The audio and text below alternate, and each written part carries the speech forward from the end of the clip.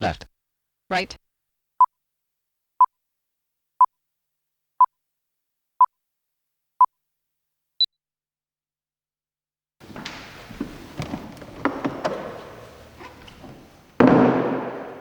When I first came to a meeting and needed it, I was nearly dead.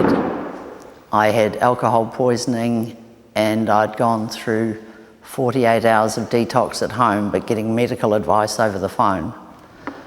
And I was broken. I was desperate. I cried a lot and had candlesticks of snot. It wasn't pretty. It wasn't glamorous. My name's Pam. I'm an alcoholic addict. I'm nearly 2 years clean.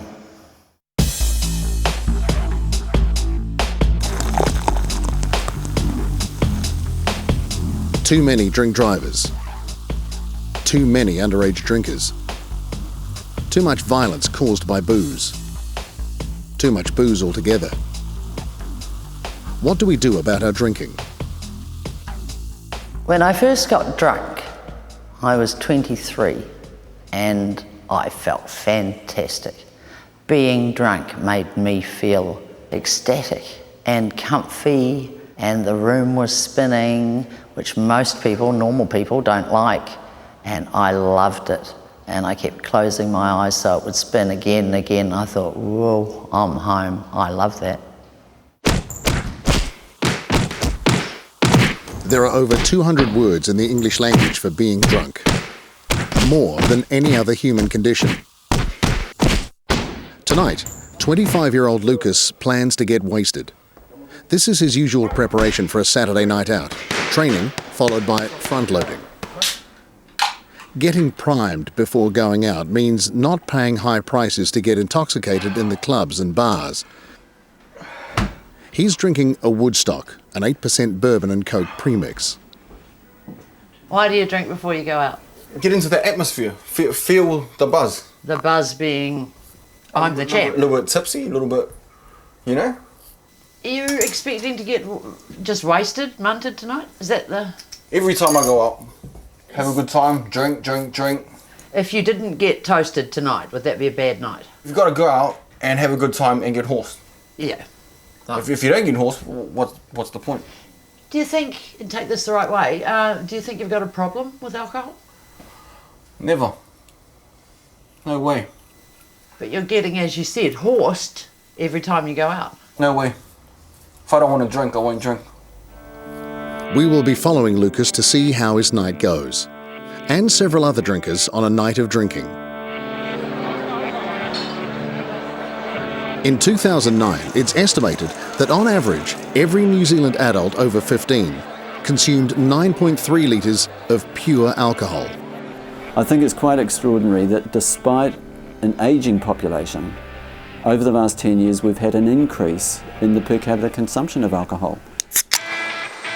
9.3 litres of pure alcohol is equivalent to 704 stubbies of 4% beer, or 100 bottles of 12.5% wine.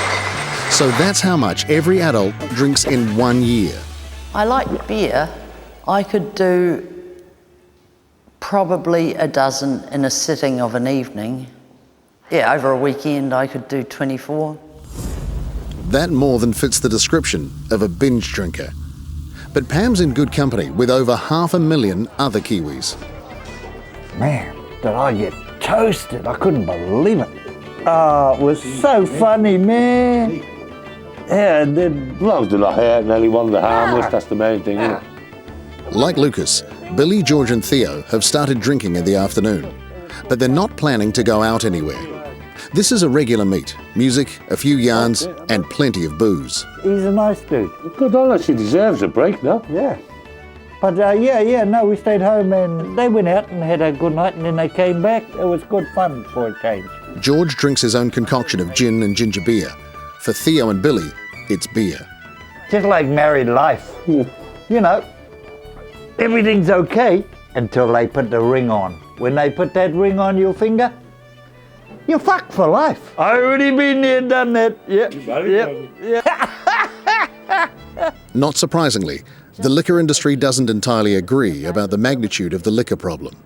This is not an epidemic we're talking about. The reality is that for most people in New Zealand, alcohol is a normal part of their everyday existence. They don't get drunk every day, they don't binge drink every day. Most people drink responsibly and drink quite reasonably. Certainly, our drinking habits are more reasonable than 23 other nations.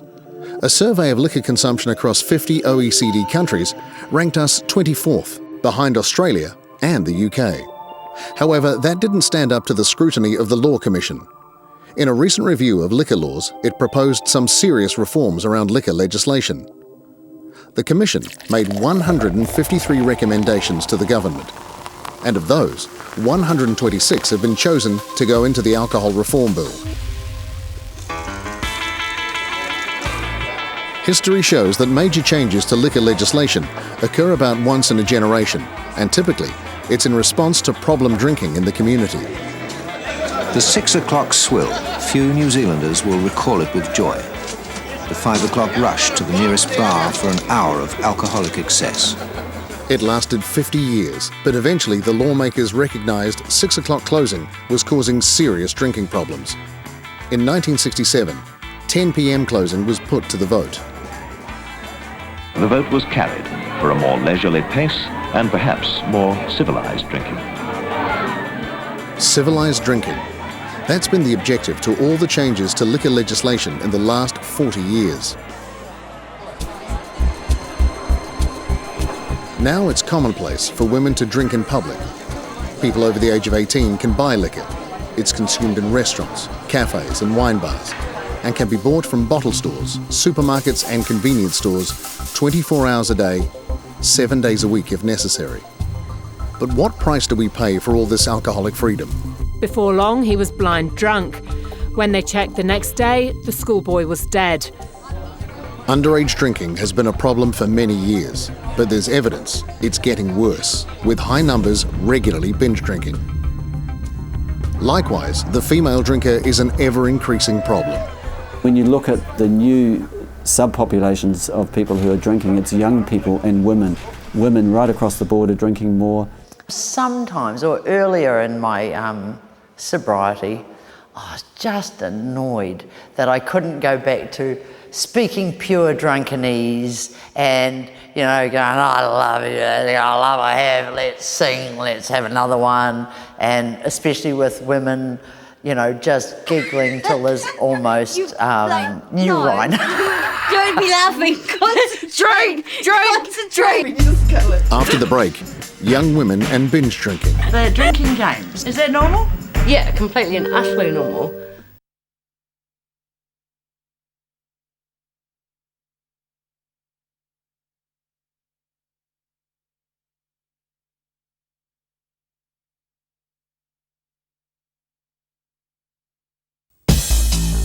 When the research talks about binge drinking, that's 7 or more standard drinks of beer, wine or spirits in one sitting for a man, and 5 for a woman. I know! Binging used to be mainly a male problem, but not anymore. Oh, just call me mummy. 14. No! Skull. It's 8:30 on a Saturday night. Kerry, Arnie and Rachel are going out later, but kick the drinking off at home. 14. No! Don't be laughing. Concentrate. They're in their mid-20s. Kerry has a young daughter who's being looked after by her grandmother. You just call me Bobby. 14. No. Skull now. Skull, that whole glass. Kerry's drinking her own spirits mix. Rachel's on Cody's, a bourbon cola ready to drink, and Arnie's drinking Envy, an RTD pitched to the young female market. Drink. RTDs, also known as Alcopops, are generally sweet, highly palatable drinks. A revealing comment was made in 2007 by a marketing executive for an RTD on the market in Australia. It's one of the few drinks where you don't necessarily know you're drinking alcohol, and that's a conscious effort to make those drinks more appealing to young people. But RTD producer Independent Liquor say their products aren't aimed at the young and point to a high consumption of RTDs amongst adult drinkers. However, there's little doubt sweet alcoholic drinks are a common pathway for new drinkers, especially females who don't like the taste of beer. I wasn't into it, and it just didn't appeal to me. And then it was a birthday party, and I loved it. Something just, I felt it click. I was there. And given that it was Dunedin in, early 70s, it would have been Voluto Rosso or Asti Spermanti, and I think it would have been bloody shocking. But I think it was the sweetness that I liked. By 10 o'clock, the girls have been drinking for about an hour and a half and are ready to go out. This memory is playing, playing with my head. The drinking games, is that normal? Yeah, completely and utterly normal. Relaxes us, gets us going. Yeah, it's like a strategy. I mean, wouldn't just sitting around gossing do the same? It would. But it's just a bit of fun in the mix. You must be pretty getting toasted, kind of. We all like to get a little bit tipsy before we go out, yeah. Why's that? I don't know, I guess when we're all a bit tipsy, we're more confident, we have a little bit more fun. Do you have kind of safety strategies, like on most nights when you know how you're going to get home? Oh, definitely, yeah. Yeah. What does that involve? Yeah. Taxi. Yeah, pretty much, taxi. Right. So you have never ended up going, how'd I get home? Do you generally remember getting home? Generally, yeah. We'll go get them.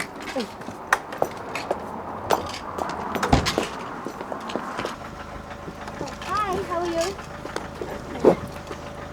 Can we play some music?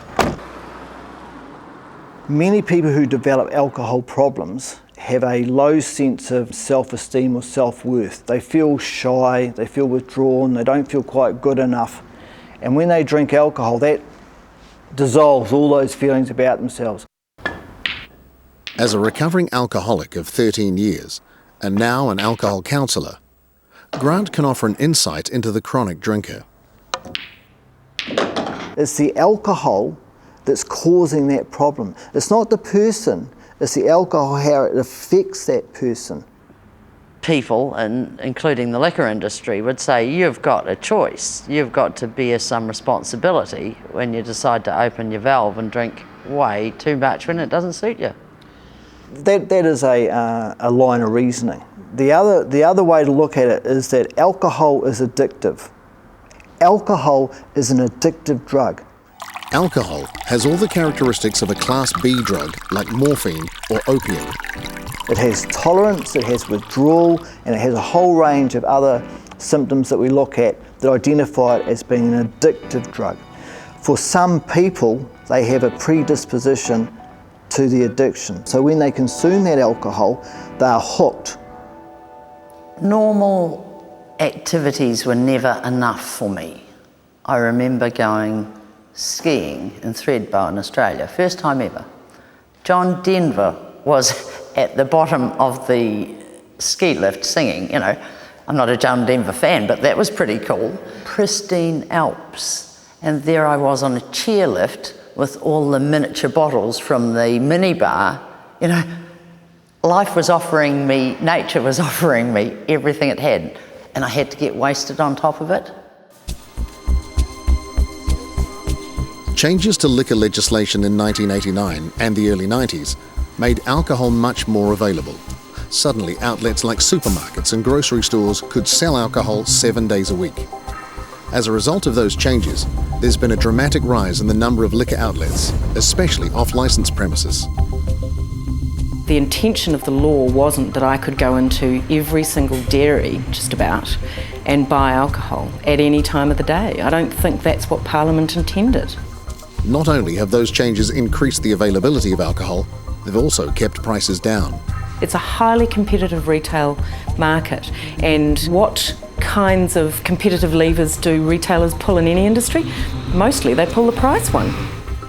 The supermarket and grocery chains dominate the market, selling 60% of all wine and 30% of all beer. And their influence can be seen in how much alcohol has risen in price since 1999.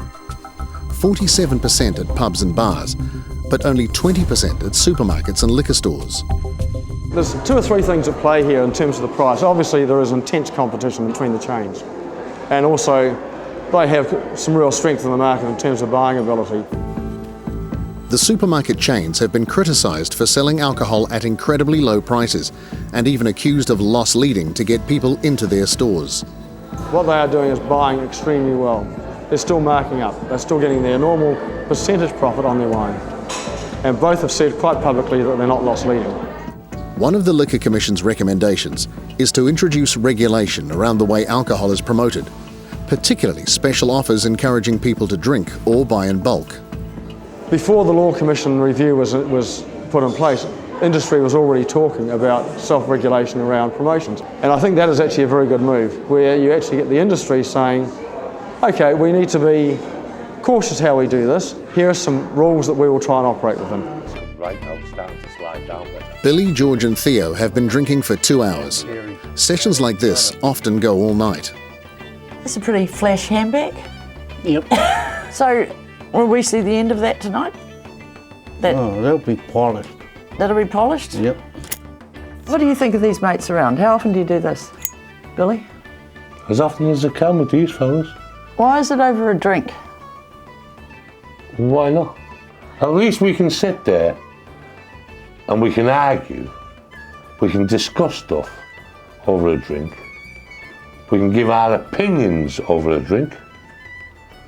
And we can still be friends the next day. Can you imagine Theo sitting around this table with these 2 larrikins? Yeah. And not having a drink? Having a cup of coffee like you? No. Oh, come on, boys! Come on, boys! Lucas has met up with a mate at a sports bar to watch a rugby test. In the 3 hours he's been drinking, he's had 4 Woodstocks and 7 beers. Oh, man, the banana! The sports bar culture is a recent phenomenon, evolving out of more sophisticated marketing of alcohol venues and alcohol brands. A good example is Lion Red, a beer that's been around since 1907 and one of the first to embrace TV advertising. You can keep your margaritas and your executive Irish stouts and your dorky Mexican beers with some fruit down the spout. Your blue bayous and power lunches and cherries on a stick. It certainly recognised the powerful nature of bringing music and entertainment into the mix. Doing very clever things like putting Michael in a dress. It had fun and it was all sort of cultural referencing going on, and it was very humorous, very adult. Is that shouting out, drink heaps of alcohol? I think, for me, it takes place in that context of the Friday night at the bar, and it's the drinking culture, it's the mateship around drinking, that's where you start to say, this promotes a drinking culture, a culture of drinking mateship, which is where we have some social problems. Maybe we should be more careful. The Lion Red brand has been associated with sport for many years, especially the 2 rugby codes. But it's not alone. Every year, the alcohol industry spends many millions of dollars on sponsorship. It's the sponsorship of sport, but it's also the sponsorship of other sort of social and cultural events. And this is very important to the alcohol industry because it makes them respectable. And that is what needs to change. The Law Commission recommended slowly introducing restrictions around alcohol sponsorship. Local sports and cultural organisations say this will deprive them of essential funding, but it's worked in Norway and France, where funding is created through an alcohol tax. After the break, alcohol ads pushing the boundaries. Did that can just orgasm?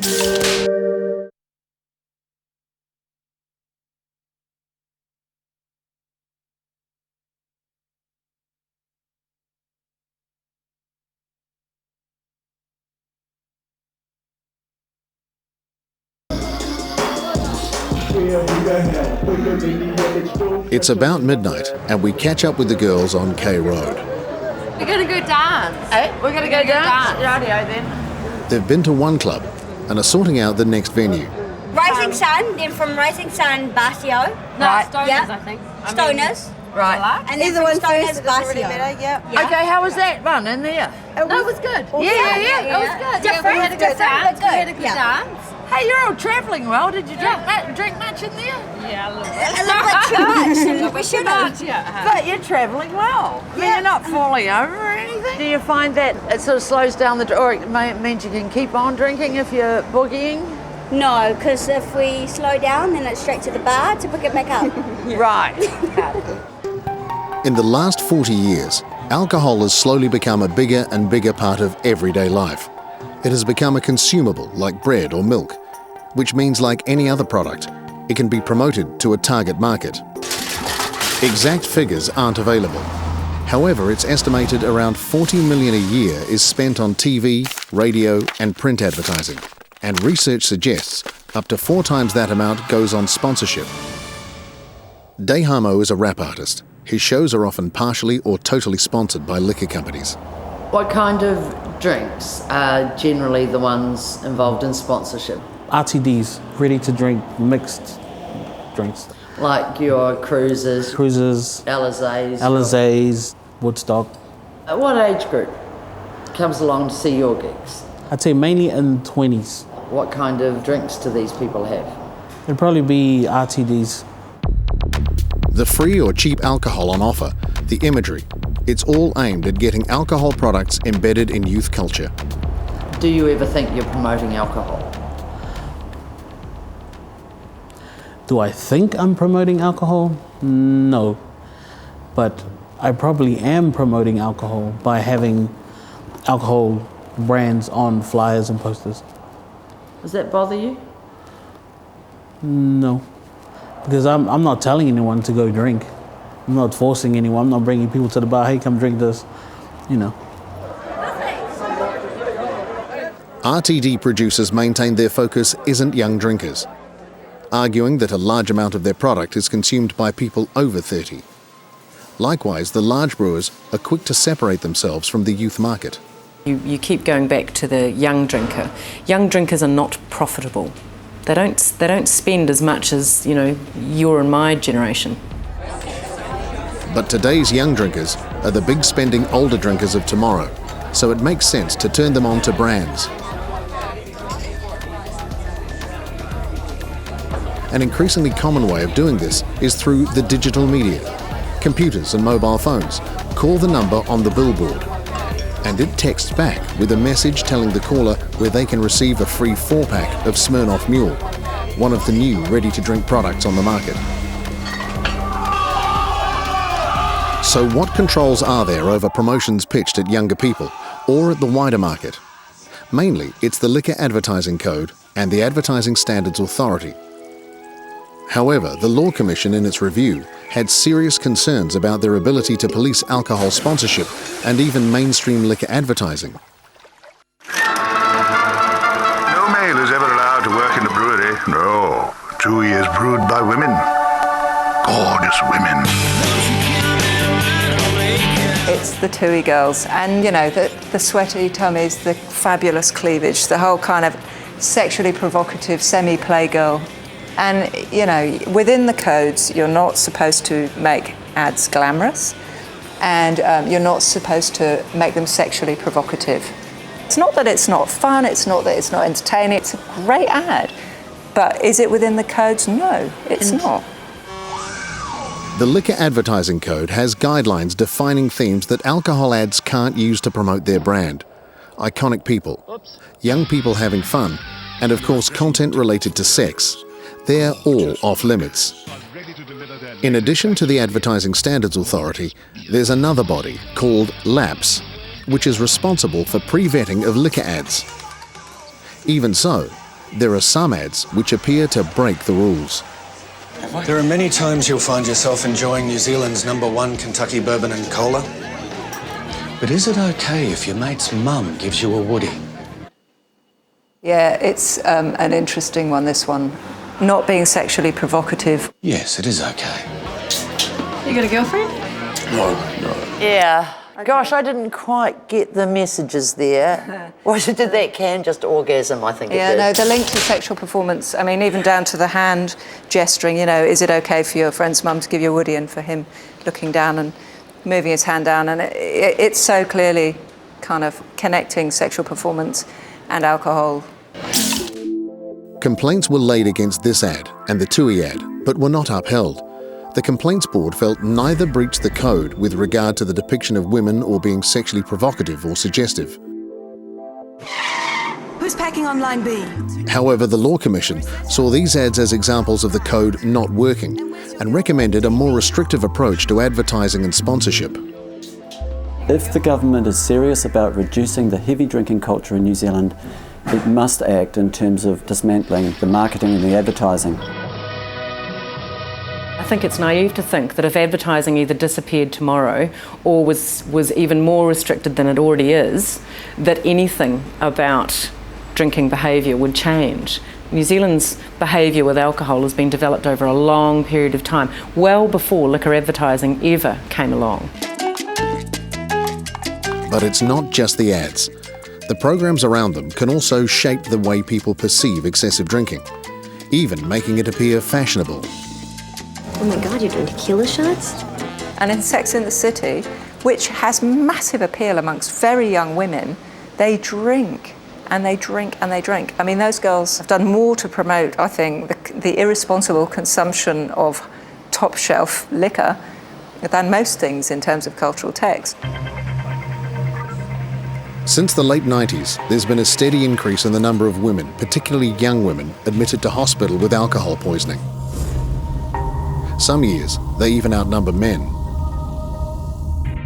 I woke up about 7 in the morning and I'd fallen asleep on the couch in front of the telly, and I don't think I'd ever felt that bad. I felt like everything was shutting down. My anxiety, my fear was just tremendous. And I thought, no, I'm gonna die, this is it, you've done it. I had the coughing up blood, so I rang an alcohol helpline because I didn't want to go to the hospital.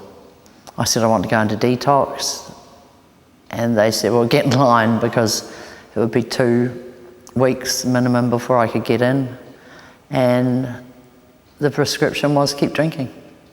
I think it was a bottle of spirits of any kind a day and 4 slides of Panadine to keep me okay. Alcoholics wanting to stop drinking shouldn't suddenly go cold turkey because there's a good chance it will kill them. After the break, the effect of years of heavy drinking. And what state do the girls end up in?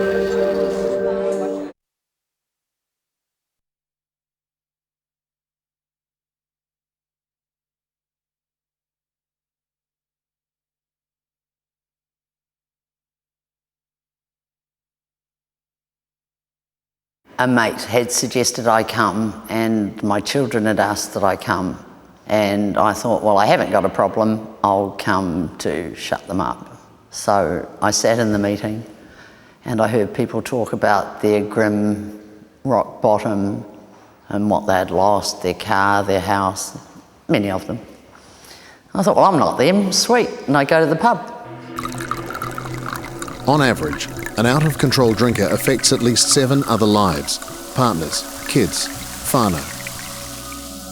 Brett married Sandra in 1994, and together they ran an embroidery business,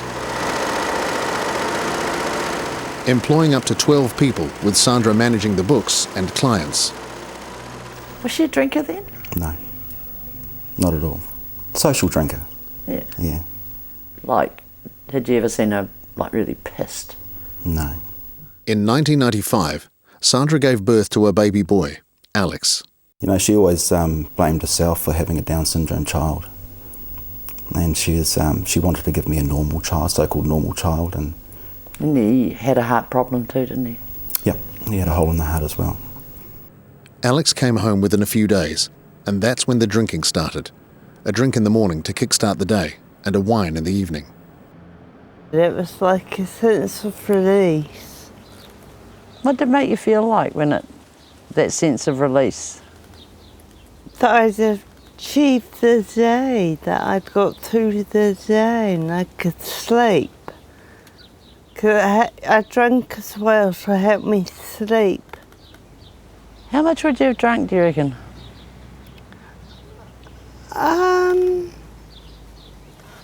About half a